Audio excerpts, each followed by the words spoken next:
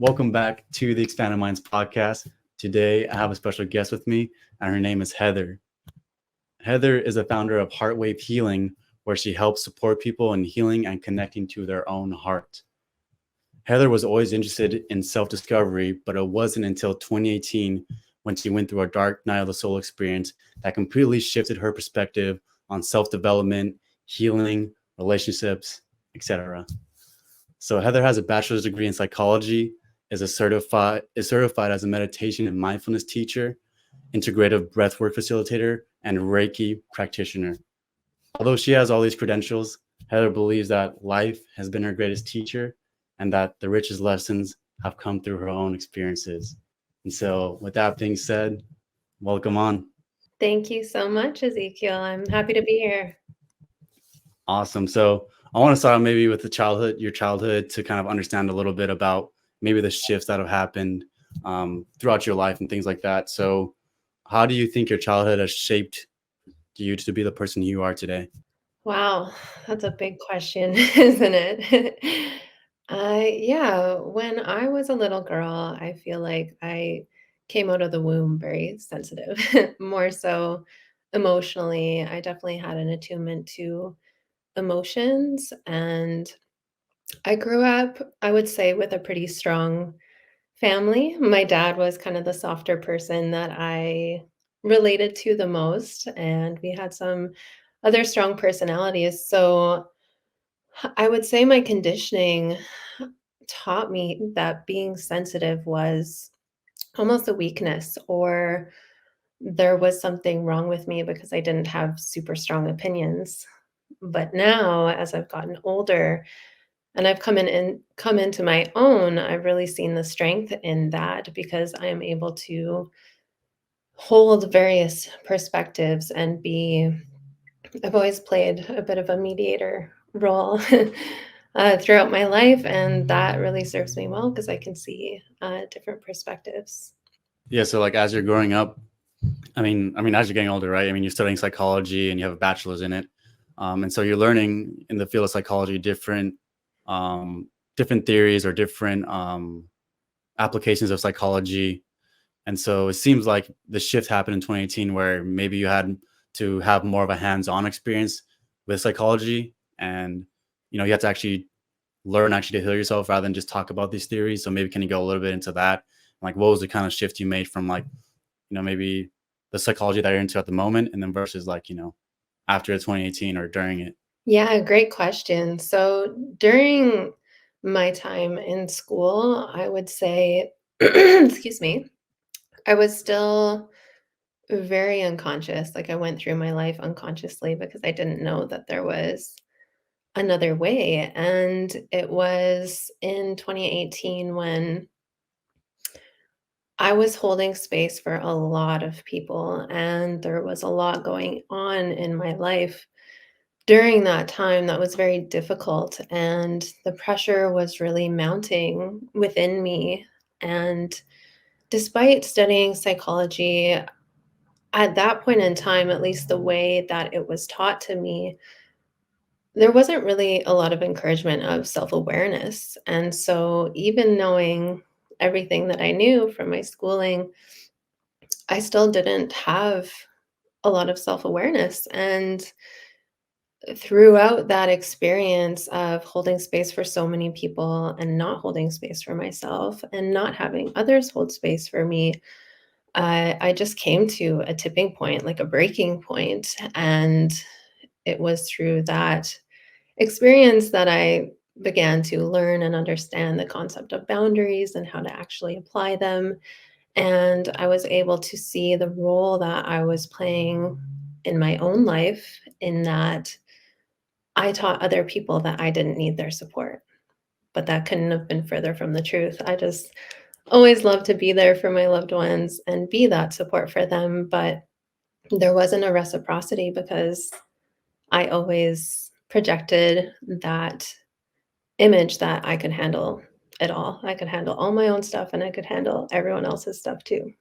And so, like, with psychology though, like, where did you start going into more of the spiritual side? Because, like, I think that psychology, especially with my own experiences learning about it, especially in college too. Like it seems very practical, like go do this, you'll feel better, do that, you'll feel better, all these kind of things. But when did it start to kind of, I mean, take a turn where it's like esoteric or maybe something a little bit more deeply rooted in your mind? Because like if I tell you like go do this, like everyone knows like you should go outside, 30 minutes a day to feel better or something. Everyone knows that.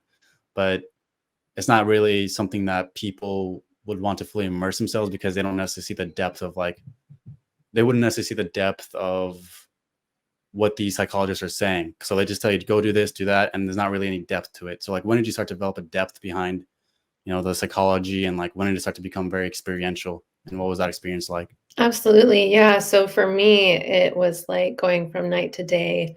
When I was reaching that critical kind of breaking point, my anxiety was really mounting. Like I actually had a really hard time breathing, and I didn't make that connection that it was due to the anxiety that I was experiencing because of how I had structured my life. And so, with that mounting anxiety, it eventually propelled me to actually seek support and see a therapist, which I had never done before.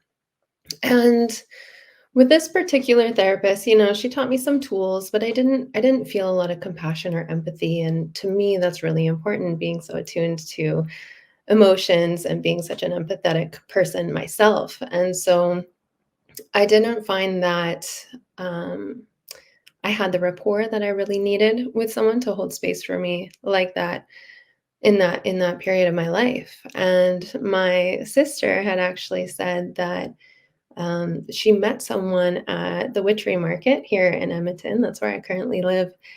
And she just thought that me and that person, like she just noticed there was something there and she thought that I would appreciate her energy or just that there was something there. So with that said, we made a plan to go the following day. This was probably only a week after I saw that therapist, and I sat down with this person who had their own booth, and she read the Akashic records. She was also a Reiki healer, and she was able to tune into my energy, see where I was at. And what did it for me is immediately she asked me, "What is this around support?" And that question alone, like the waterworks just came, it like hit me like a ton of bricks. Like, wow, I don't feel supported in my life. Like, I didn't make that connection, but that question, it was like, it really, really hit me. And so my 15 minutes with her was a lot more effective than my time with the therapist. And I'm not saying that's always the case, but for me, that's how it went. And through that, and through her, I learned about the Akashic records. I learned about Reiki healing. I began coaching with her because I just found it also fascinating. And I went down the rabbit hole of spirituality big time. Astrology was always interesting to me. I never really connected it with spirituality before, though. I started to explore numerology, animal symbolism, just everything became so interesting to me. And it's like a whole new world opened up. Yeah, definitely. That's interesting. And when you mentioned the support thing, that's definitely a big thing in people's development, right? They don't feel like they have the support, or maybe their environment that they're in necessarily doesn't support what they have on the inside of them. Like maybe you're like gifted intuitively, right? And you have the ability to be very empathetic, but maybe your environment around you is totally against that. So how is it like to really to navigate through all that, like to have such a gift and softness to you, um, but being around different environments that don't necessarily cater to that? How do you navigate that? That I would say was my biggest battle up until that point. Um, because I was so soft and gentle, and I really didn't see that reflected around me, like even in school, sometimes people would be unkind, and I just never understood the point of being unkind to someone. I just didn't get it. Um, and so, yeah, that was definitely a journey. I would say I felt really unsafe in social situations, and that contributed to social anxiety. And I really didn't feel like I could be myself, be fully expressed in myself because those qualities really haven't been valued in our society. I feel like that strength, that go, go, go, um, more dominant qualities, being more opinionated, like that's what I saw around me and that's what it seemed like people valued. And I didn't want to compromise myself in becoming that way. So I just kind of went into my little turtle shell and was like, this is not safe. It's not safe to be out here. And so when I started to recognize that that was a gift and I started to shift and gain more self acceptance and go down this spiritual path, I would say for a time it actually became very isolating because this whole new world opened up to me and I was a different version of myself. And so everything in my life, so many people in my life, all of that started to crumble away. And there was a period of isolation that I kind of had to go through. But now that I've actually owned that part of myself and I am expressing in that way and not holding back anymore, it has allowed me to attract really beautiful, beautiful relationships in my life, people with qualities like mine or people who at least appreciate those qualities. So it's definitely been an evolution. And so, is there a certain personality type around that, having that certain softness? Is there a certain, like, maybe star sign or something around that, that certain people have a particular quality like you? And have you found people with similar souls like you? And like, what is it like to connect to those kind of people? Yeah, that's a good question. To start with the first, it kind of depends on which system you're looking at. I'm obsessed with all of these systems, whether they're astrology, human design, the Enneagram, the Myers-Briggs personality test. The Myers-Briggs personality test and the Enneagram, they're more based off of personality and kind of how you would assess yourself. And so I find that I do tend to attract a lot of the people with a similar type as me. For instance, a couple years ago, I guess 3 years ago, I figured out that my Enneagram was a type 9, and that's the mediator. No surprise there. And I actually got two of my closest friends to do it as well. And I was pretty sure that one was the same type as me, and she was. And the other, I wasn't so sure if they would be, and they ended up being the same type as well. So there can be common threads for sure. My astrology is a lot of earth, so I think with that comes some softness. I have a lot of like Venusian qualities, and so that can be more soft. And the earthy qualities keep me grounded. Whereas if someone has a lot of fire, they might be, they might have a shorter fuse and they might fly off the handle a little bit easier. Um, but you can't totally make generalizations because it all depends on where someone's at with their journey. But how is it connecting with those kinds of people now?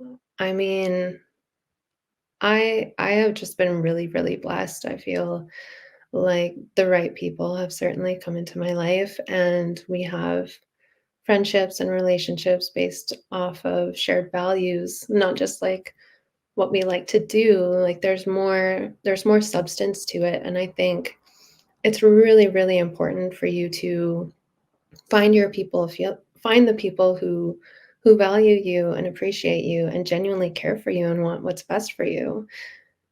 It's easy to be there for someone when they're down, but sometimes people can't celebrate your wins with you, and sometimes it's the exact opposite.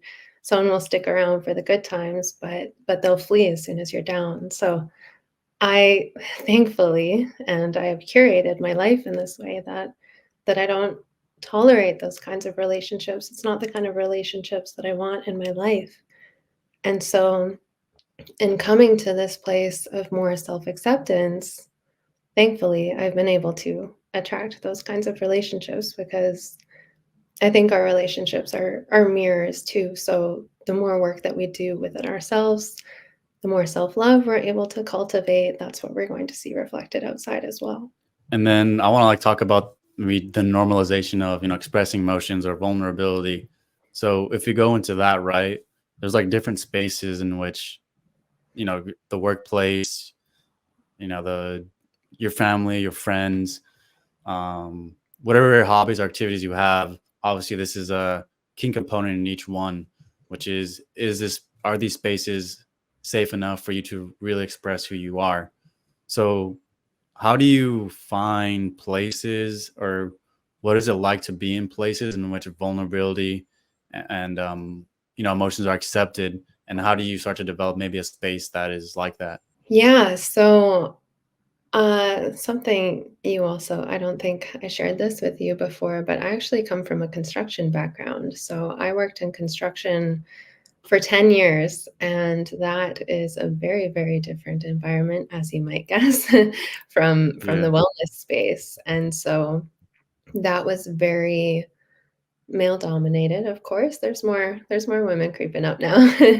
But that was a space where I didn't really feel comfortable in expressing myself fully. And I think with those kinds of things, you have to really just be attuned and pay attention to how people are responding to you. I don't think you should ever have to compromise yourself, and if a environment or a person makes you feel like you have to, I think it's not the environment for you, but ultimately people still have free will and can make their own decisions.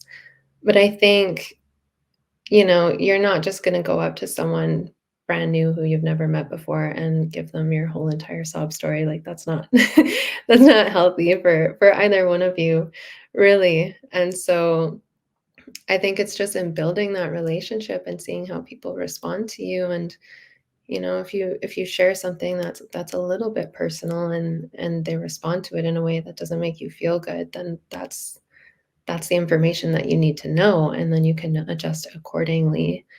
But I think people can get a pretty good sense of, or I can anyway, maybe maybe this is one of my superpowers, but I can, as we all have, different ones. Some things come easily to some and some more easily to others, but I can generally, notice how someone's going to respond. Like, I can see if they embody those qualities that are going to be more accepting, or if it's someone that I'm not really safe around, and therefore I'm not going to share those more intimate parts of me that won't be cherished as sacred as they are. Yeah, and then part of also vulnerability is actually tapping into like your heart. So what is it like to open up and expand your heart and have a connection with it?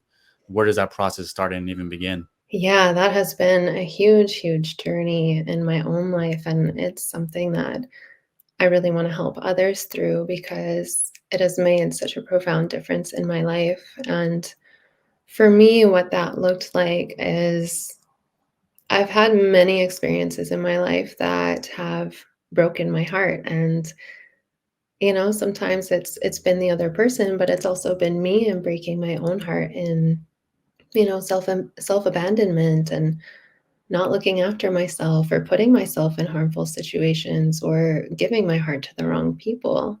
And so throughout those experiences, I became more and more guarded. My heart built some walls around it, and they got higher and higher. And I didn't realize how disconnected I had gotten from my heart until that time in 2018, when everything crumbled around me, everything. And it's like my heart just shattered open because it had no choice. Like, the emotions had to come out. And I didn't really know how much was there and what all was there. So it's actually really surprising to me how cut off from feeling I had become, while I consider myself to be an emotional person, um, and in tune with my emotions. Those experiences ended up making me more detached from those emotions, and I didn't even notice it was happening until it all came crumbling down. And I feel that a large reason why people can become so disconnected from their heart is because they're afraid to feel, because sometimes those emotions don't feel good. But often, the thing that doesn't feel good is the meaning that we're attaching to the emotion or the story that we're telling ourselves about that emotion. We say to ourselves, I shouldn't feel this way, or I'm a bad person because XYZ. Whereas if you just allow yourself to feel the emotion, it's not so scary. And my breathwork teacher, I don't know if I'm going to get this quote exactly right, but it's like any feeling that we allow ourselves to feel fully will eventually lead to bliss. And I've felt that in my own life, especially during breathwork sessions. They can be very, very powerful and help you connect with your emotions in that way. Yeah, and something that comes up for me is like congruency, right? Like your heart is attuned to certain things and it wants to do certain things or feel certain things, have certain experiences. And when we go against that, definitely things can build up. And it's kind of where like the mind starts to, this is like when we don't listen to our heart, we kind of build up, you could say, plaque inside of the heart, and our mind becomes overactive and we overuse it, and it leads to anxiety and overthinking and things like that. So I think that's something that's very powerful, like learning like Mhm. what your heart is saying and tuning into like your own soul's path. So maybe can you touch on that? Maybe what is it like to reattune to yourself, and what is it like for the heart to start to discover what it truly is, um, truly wants to do or truly capable of? Yeah, yeah, that's a very, very good point that you make. I find that is so huge in society is being in the mind, being caught up with the mind. And, I don't think social media helps us too much with that. Our mind is always going, it's always distracted. And we've just kind of gotten used to this way of living, at least in Western society. And so I think, yeah, the encouragement there is all of these mindfulness practices are really about helping us tune into that kind of subtle language that's behind it all. But a lot of us can't tune into that because we're tuning into all the noise. And so, one thing we have to do is create stillness within our mind, within our body, within our heart. And so, meditation, breath work, even going for a walk. I know I get out of my mind and into my higher consciousness when I go for walks because all of these insights and downloads start to pour in. Nature's really, again, grounding, and it helps to ground the mind. So, in doing that and creating more space and more stillness within, tuning into the body, tuning into the breath, whatever it is that helps you get to that place, it helps you to hear that more subtle language, something that is often tuned out. And when you can hear that subtle language and build that connection with your body, with your heart, then when you start to move through your daily life, you can start to notice, like, oh, I don't feel too good after that interaction, or oh, I don't think this is healthy for me. And you start to listen to that higher consciousness and not just your mind running on repeat and going in the same cycles that you've been going in for weeks, months, even years, or all your life. What was like your first experiences doing like breath work? Like what was that like? And how have you developed over time? How have you seen your practice like develop over time and things like that? Sorry, my light went off. Yeah, my first experience with breath work was incredibly profound. I had this hunch that I wanted to do a more intensive form of breath work for probably a year. I had actually seen a video on Wim Hof breathing, and I saw that their hands were kind of like you get like claw hands. It's called tetany, and so I didn't want just a gentle breathwork practice. I'd done that before. I wanted to experience this more intense breath work. And thankfully, I had a friend who knew this couple out of Red Deer who does this type of breath work. And once I found that out, I was like, great, like the stars aligned, and and I went to go have my first breathwork experience. And for me, I I immediately felt more just connected to spirit, more connected to my soul. I felt like I connected with loved ones who had passed on. I felt like I connected with my angels. Like you can, it's almost like entering another realm or getting closer to that realm that allows them to make contact. And so, because it was so profound, because it was such a beautiful experience, immediately I knew that I wanted to get certified in it and introduce other people to this type of breath work because I think it introduces you to that deepest or highest part of yourself, something that can be hard to access otherwise. Actually, can you go into a little bit more of like the profoundness of it? Because like I think when you connect to your breath and you develop a very deep connection to your breath, you can feel it surging through your body and you Mhm. start to feel it vitalize you. Like what is that? What does that feel like? And what is that? What would you say starts to begin to happen within you? Absolutely. I think the biggest thing, the biggest word that comes to mind is aliveness. You just feel this aliveness moving through your body. Like you said, like there's this cell activation, you feel tingly, maybe your hands are actually, I think my jaw really like clenched up because I carry a lot of tension in my jaw. And so my jaw was kind of closing, my mouth was closing. It was hard to keep it open. But yeah, you just feel so much energy inside. I mean, I don't know about you, but like going through the monotony of the day, like sometimes you just don't feel that sense of aliveness. Sometimes you just kind of feel like you're on autopilot and you're zoned out or you feel a little dead inside. And so this is like the complete opposite. You feel so alive and I mean everyone feels those presences different, like the presence of angels, past one past loved ones, and it might be more auditory, it might be more visual, it might be more a felt sense. And for me, it's a felt sense. So I just felt that presence and it was just it was beautiful. It was one of the most powerful experiences that I've had in my life. And since then I've had more, of course, but that was really impactful. Is there like any experience that stands out to you that you want to share in terms of like a deep experience you had doing breath work? Yeah, I've had a few. Um, Another one that stands out to me is I was doing breath work with a group, and it's very easy to we all kind of form these ideas about who another person is. Like there's first impressions, and you get that first impression, and sometimes you can be so wrong. And I guess that's something that the breath work showed me is I came into that experience feeling more separate from the people around me and noticing all of the things that made us separate.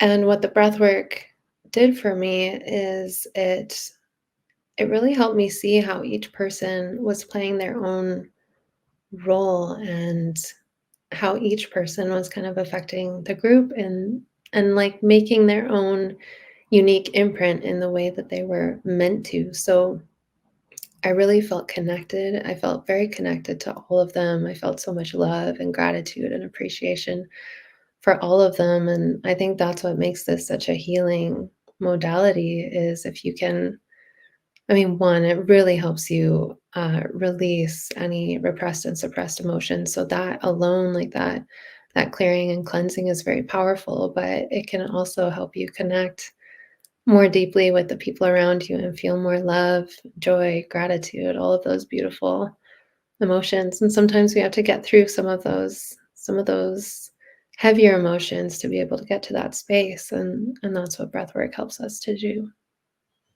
Was this like in a room with like, were you in charge of facilitating it, or was it like what was like the setting in which all this happened? Yeah, that one Was I this was like in a a group? participant with the same couple in Red Deer. Okay. What is it Mhm. like? What is it like leading and facilitating other people in breath work? Like, what are some things that you've noticed happen with people? I I love it so much. I also really love incorporating sound. That's another really, really powerful thing Yeah. to do. I mean, music is playing while we do it. It's more of a intense breath, more of a faster, intense breath. So you want to keep the energy up. And so we generally will play like tribal music, something more upbeat, something more primal. And when you include like drums with that, it's just, it's incredible. And something that I really love is like I can feel how I really get in the flow of it. Like it's almost like something takes over and it's not me anymore. Like I'm just really in the zone. I'm really flowing with that person and different affirmations will come through. We use different pressure points and affirmations to help release those trapped emotions from different areas of the body. And it just it's so rewarding and it feels so good when I see someone come out of that experience and I can tell that they are feeling that oneness, are feeling more connected with their spirit, more alive. Like I can see it in them and I'm feeling it too. And it's just really, really beautiful. And so you're using using like different sound bowls, right? Can you probably go into like the topic of sound healing and like maybe the different frequencies and what have you seen or how like what's the power of like sound healing in general? Oh, it's so powerful. I I like to use like a singing bowl or something in the beginning of doing any kind of group event because it helps to, we all come into that space with our own frequency. We're vibrating at a certain frequency and we're all bringing, our day and our stuff with us. Like we're all coming with something different. And something that the sound helps us to do is we'll all start to tune into that same frequency that the sound is putting out. And so with that, we can all establish this like even baseline and we can all get into that same space. And obviously, that's very powerful. Again, that's kind of coming back to the oneness and the connection, all being connected in that way. And sound is something that I've used too in my Reiki sessions and guiding meditation. And specifically, I'll use a tongue drum, and that has a very meditative sound. And I find that people can go so much deeper when we're using that as well than if it was just the meditation or the Reiki. Like sound, I mean, even using sound in your everyday life, and it doesn't have to just be limited to what we call sound healing. Even certain songs, you'll put them on so that you can feel more upbeat and energized for the day. Or if you want to have a cry, you can put on a sad song. Like they help us connect with our emotions and they can very quickly change your energy and your frequency. So I think sound and even listening to music is such an incredible tool. Yeah, I mean even if you think about it, we're always making sound anyways. Like I think our thoughts make sounds. You know, we're talking right now, we're making sounds which emit Mhm. different frequencies. So sounds a huge part of our lives and learning, you Absolutely. know, That's a good point too, because I think of, you'll listen to some voices and I mean, there's only certain meditations that I'll listen to because I'm pretty sensitive to sound in that way and different voices. And, there's some meditations you just can't listen to because you can't listen to that voice or they're not creating that like relaxing environment for you. And that's going to be different for everyone. Everyone has different attunement to different sounds and different voices. So yeah, that's an interesting point. yeah. So like is there any other places that you've seen sound come into play other than this space where you're creating sound healing? You're doing sound healing, things like that. Is there any other like spaces now that you think about it that comes up for you that sound has a big play in? I think mostly like in the group experiences that I've either led or been a part of. And obviously singing too. Oh, I think like at concerts, when everyone's singing together, or even if you attend a church or a spiritual center and everyone says a prayer at the same time, like there's a lot of power in it when everyone comes together and they sing or they pray, like that just amplifies it that much more. Yeah. Is there like a certain frequency that you resonate with more? Is there like a specific number in terms of that? I like 432 hertz. That's like a good sleeping one. So Yeah. I definitely make use of that one. 963 is another one, which again comes into oneness. I'm noticing a common thread Yeah. here. Okay. And then, so with breath work, like when you're practicing it, how long, or like, so how long would you inhale and how long do you hold? How long do you exhale? And like, is there different styles that you do? Like, can you go into that? Yeah, so two of the main ones that I do, one is like the ramped up version, the integrative breath work that I do, and that is cyclical. So it's conscious connected breathing is another word for it, where there's no pauses in between, and the inhale and the exhale are equal, relatively equal. And that one is more of a fast pace. And that one, we wouldn't recommend to do it without a facilitator because what that one does is it stimulates like the fight or flight or stress response so that all of those emotions can come up. And so you aren't necessarily prepared for what's going to come through. Some people can even go into like a trauma response. So it's really helpful to have someone there holding space for you. And with the tetany too, like the tightening of different muscles, people can get a little freaked out with that too. So that one's definitely better to do with a facilitator. But that same style of breathing, the conscious connected breathing, that you can do in a gentle way too. And what makes it more gentle is slower pace and in and out through the nose or in through the nose, out through the mouth, either or. And one of the resources that we've used in our breathwork training, something that was recommended for us. It's called the presence process. And that is that method of conscious connected breathing 2 times a day for 20 minutes each day. And that alone will change things for you. Like this conscious connected breathing really helps to relieve tension in your body. Initially, you might actually feel more tension because you're building your awareness to it, and a lot of the time we're blocking out what our body is telling us, and this breathwork practice encourages us to actually be in our body and to be aware of what's happening in our body. So initially you might feel the opposite, but eventually in creating that space and actually listening and paying attention and creating space through the breath, a lot of that tension can release. And again, you can have different insights and realizations coming through. Again, it's about creating that stillness within your body, within your mind, and then more of those can pour through. Yeah, that's powerful stuff. Cause like, yeah, especially when I do breathing and stuff, it's kind of like the breath guides me and like pulls me into like that whole experience of being in my body and like what it's like to really be deep and connected with myself and rooted like that. Yeah, Mhm. definitely powerful stuff. Yeah. Do you work with well, like what's your thoughts on meridians or maybe chakras or like do you have any insights around that? Like what are your thoughts on that? Yeah, I actually worked at a wellness center where there were other acupuncturists. So I also got to learn more about it through them. But um, I, as you know, I'm also a Reiki practitioner. And so I do work with the different energy centers within the body.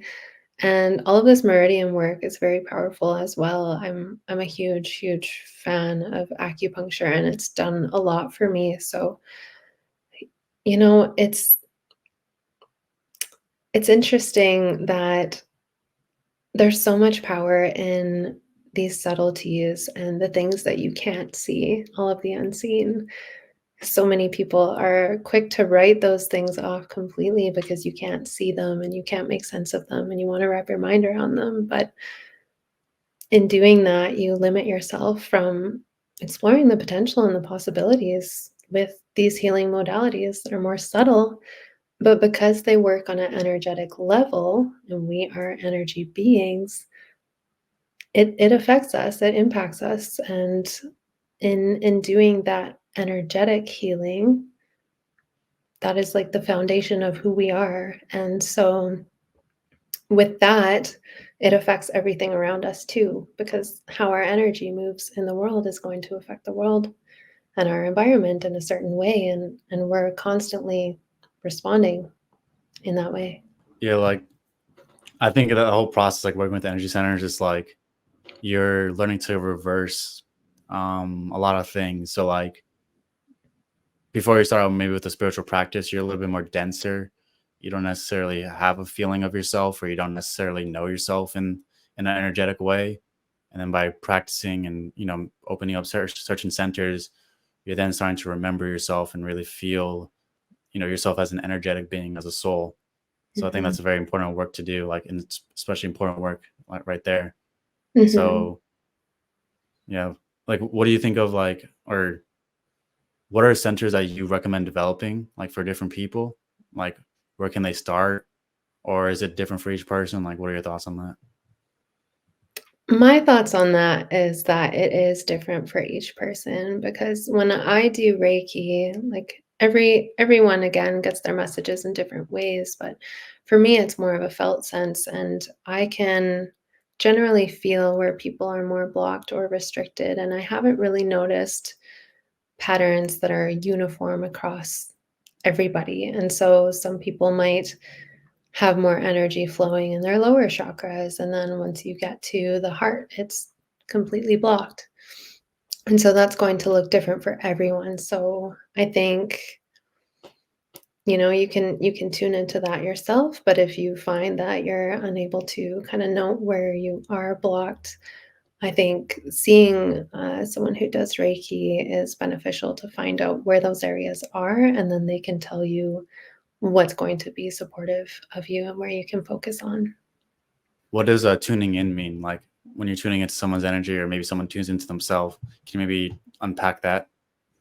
Hmm.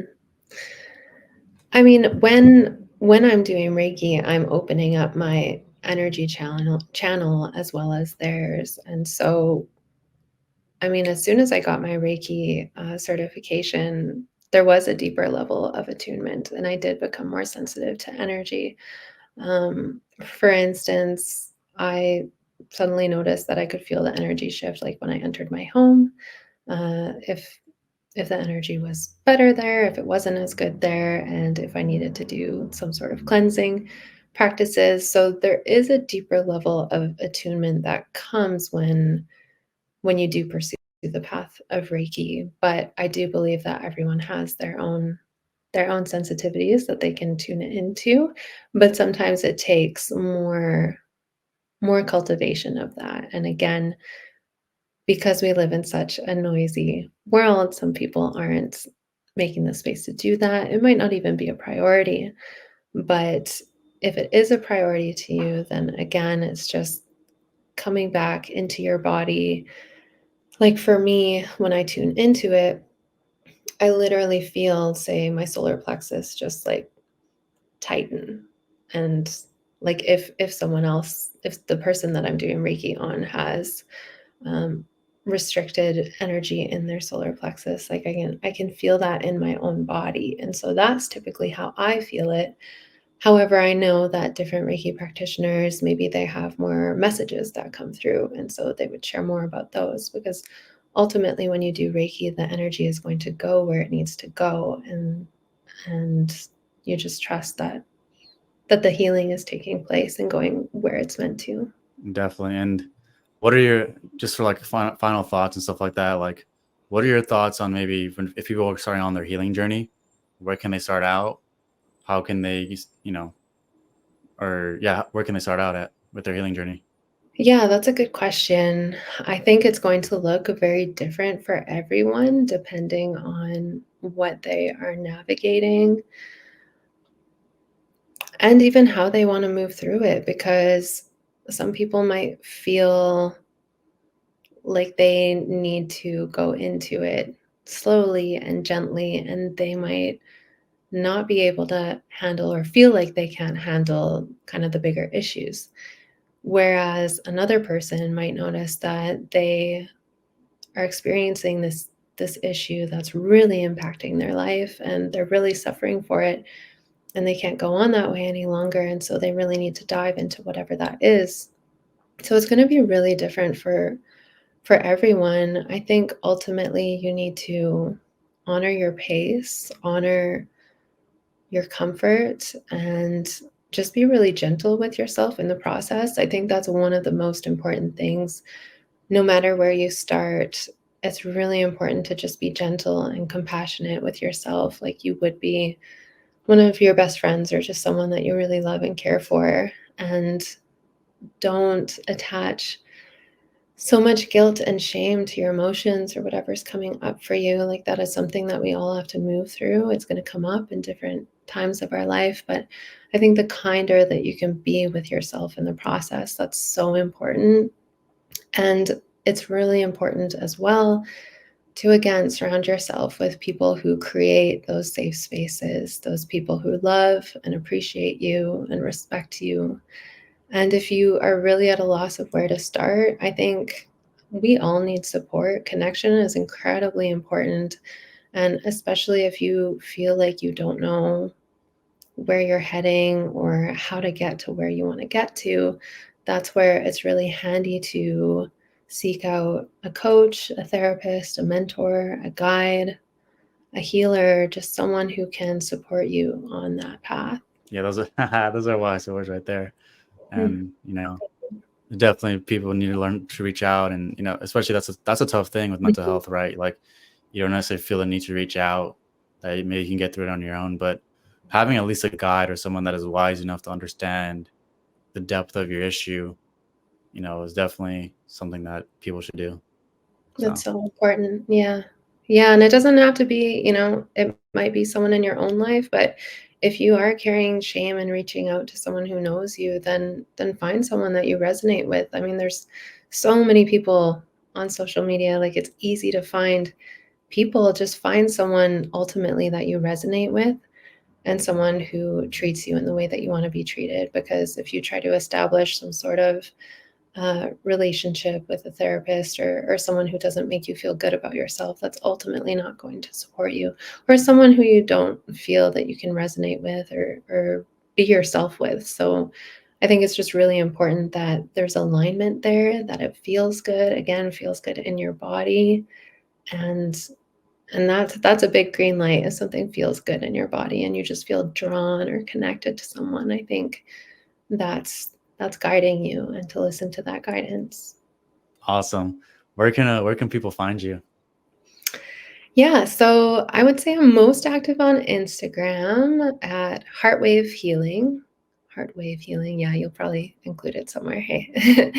And I on will. Facebook, Heartwave Healing 44, and my website is www.heartwavehealing.co, not .com.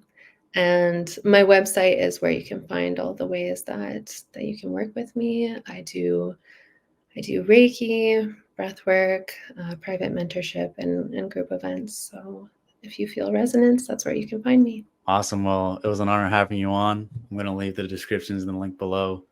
And yeah, thanks once again for coming on. Thank you so much for having me.